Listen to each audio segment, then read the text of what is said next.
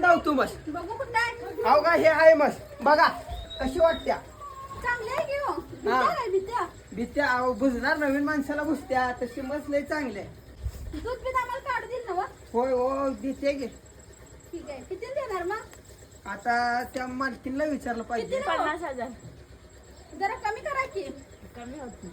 ओ दादा जरा बोलून बघा की अहो का तुम्हाला सांगतो आता नाही दर 40,000 द्या नाही तर गिराईक जाईल हो, इकडे मावशी तुम्ही मावशी जरा तुम्ही थांबा मी विचारून आलो 45 ला चालेल का तुम्हाला चालते विचार हा, थांबा.